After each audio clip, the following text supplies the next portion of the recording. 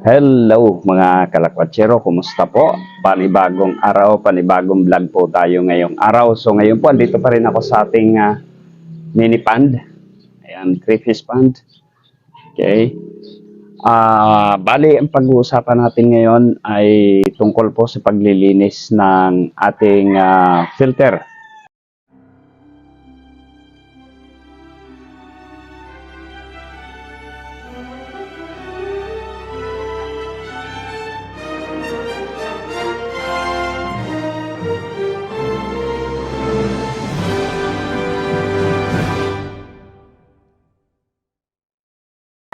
Okay, so ayan, meron po tayong filter. Sasamantalahin ko kasi brown out. Ang paglilinis po natin ng filter at least once a month ay malinis po natin yung ating filter. Ano po? So, yun yung aking filtration. Tinanggal ko na yung tubo niyan. At ang katunayan, ito ipapakita ko po sa inyo kung ano po ang laman ng aking filter. Tara, let's go! Bali, ang laman po ng aking filter ay ito, isang filter lang po yan, di katulad ng iba na marami. Sa akin, isang filter lang po yan na sama-sama na dito. Ang sinusuplayan yan ay itong buong pond na to, tatlong pond. Unang-una, ang nasa ibabaw, okay, para panigurado, meron pa po akong damit. Ito yung nasa pinakataas. Bakit may mga bato rito? Kasi nakapatong ito rito sa damit at saka sa pum. Pum muna. Okay, una-una sa taas, itong damit. Tapos pum, siyempre, para hindi lumutang, ito yung mga bato na pinapatong ko dyan. Yan, yung mga bato na yan. Yan ang aking pinapatong. So, ang kasunod po ng pum ay ito naman. Dumi, di ba? Kung makikita natin, napakadumi, oh. Linisin natin to. Yan, oh.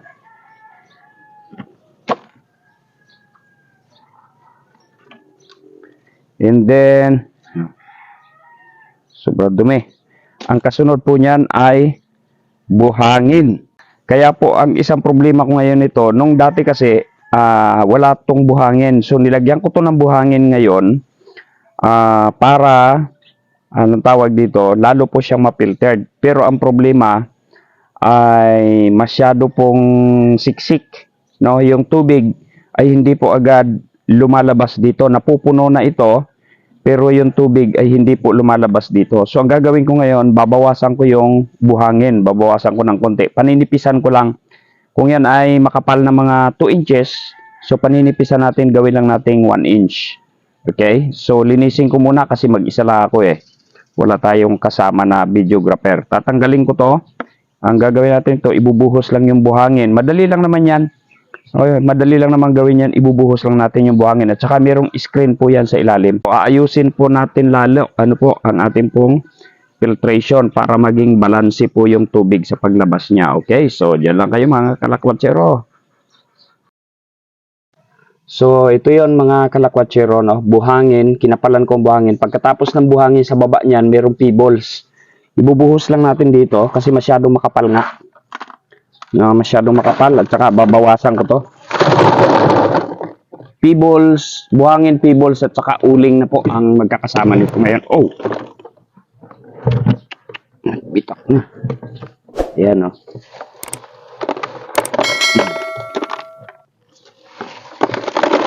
Ayan. Saka uling. Ang uling naman, ginagamit natin para antibacteria. Kasi ang uling maganda po sa sa bakterya, antibacteria po ang uling. Kaya kailangan talaga natin lagyan ng uling. Sobrang kapal ng buhangin, ng setup ko ng buhangin, kaya halos ang tubig hindi na siya lumalabas. Magbabawas ako ng buhangin ngayon. Ayan, oh. Sobrang dumi na. Kaya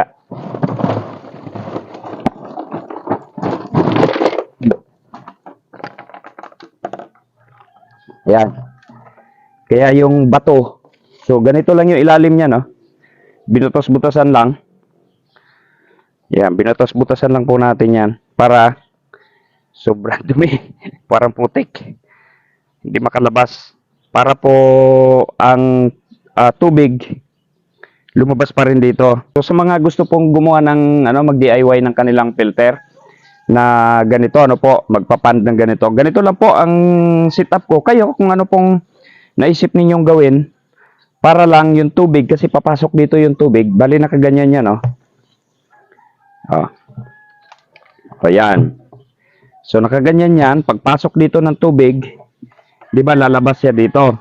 O, paglabas niyan dito, dadaan dito yan sa mga filter na yan, sa mga laman na yan.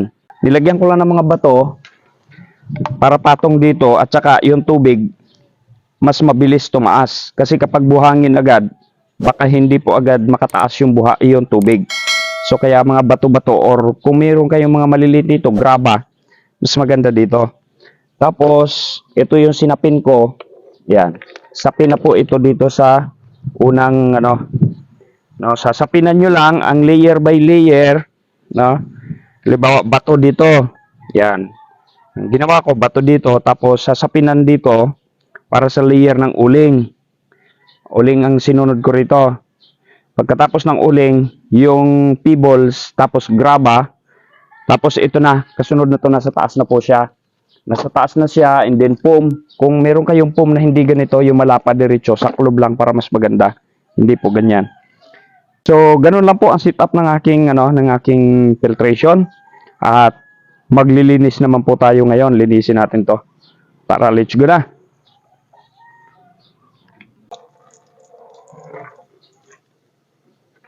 Yan, ang daming suso. Hanggang dito sa loob may mga suso.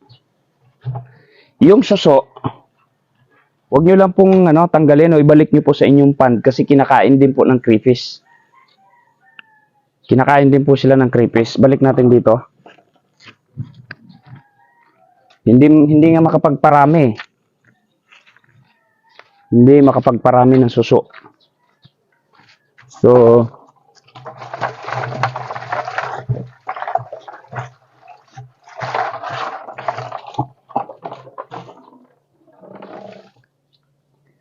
bali ganyan lang, ang ginawa ko. Ito yung drain system natin. Pagka doon magbabawas tayo ng dumi, pwedeng dito. Okay, drain system po 'yan. Ito naman yung out. Ang in dito. Yan, dito yung in ng tubig, ito yung out. O pag umabot na diyan ng tubig, siyempre lulusot na siya. Diretso na po siya supply na sa ating pan.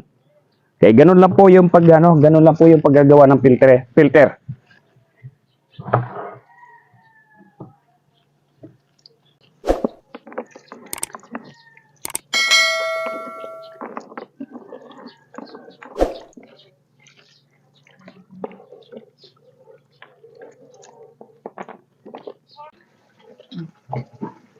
Yun, ibabalik na natin ito.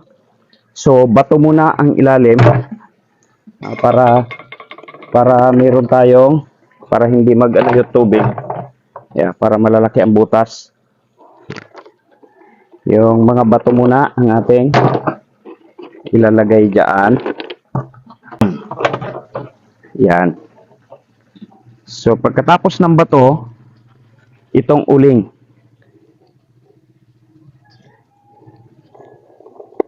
Itong uling naman ang ating ilalagay. Kasi ulitin ko, ito kasi ay antibacterial. So dapat talaga maglagay ng uling sa inyong filtration.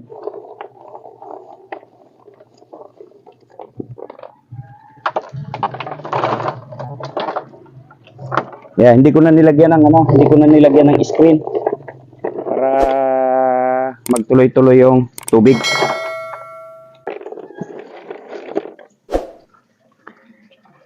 Ngayon ang gagawin ko, hindi ko na ibabalik yung buhangin. Okay na yun, yung net na meron ako, yung fish net, para hindi na masyadong para bumalik na agad yung mabilis ang balik ng tubig. Kasi yun yung nagiging problema. Napupuno na ito, pero yung tubig nandoon pa lang din. So, para hindi ko na ibalik yung ating buhangin. Fish net na lang po diretso. Kasi yung fish net natin, pino naman, tapos may pumpa. Marami naman itong uling na to. Buo ito. Kaya ito yung nagiging dahilan. Meron na ako nito, tapos meron pang buhangin. So, ang tubig ay hindi agad makabalik. Ito, makapal na masyado to eh. Tapos yung foam, lagay natin. Kasi ibabaw ko na lang ito. Or ito siguro, i-ano ko na lang to. Iladlad na lang natin dito. Pero, huwag. Yan. Ay, may uling pa.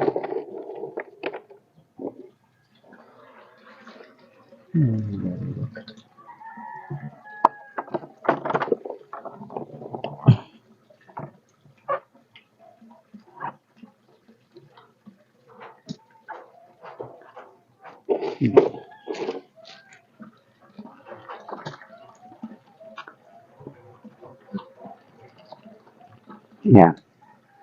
Tapos, yan na. Tapos yung foam. Finishing.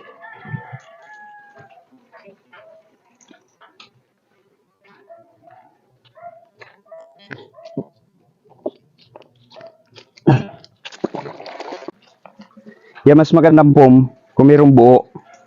Katingin na lang kung anong klase yung inyong filtration. So, kung palapad, mas maganda kung lapad. Okay, so yung sa akin kasi putol-putol, walang makuhang buo. Yan. Tapos, ibalik ko na lang yung tila, yung damit dito, para dagdag po doon sa dumi na hindi makalabas. Yan, dagdag na lang natin to.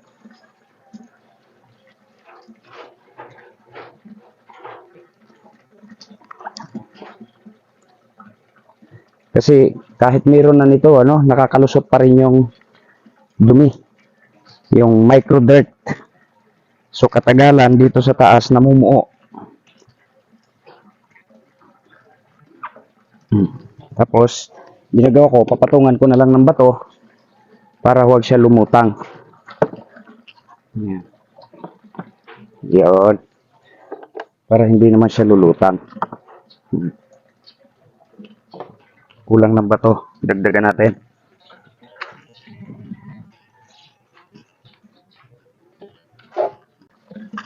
Tapos balik na natin to ating linya.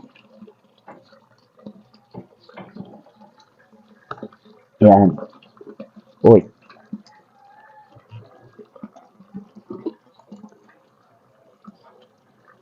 Para ganitong detachable, ang ginamit ko nito yung goma or chinilas. Para detachable lang po siya, hindi siya naka-fix. Hindi naman na yan dahil tawag yan. Mahina naman yung pressure niya. And then saka natin ibalik. Yan, ito yung sinasabi ko na in, ito yung intake, ito yung out.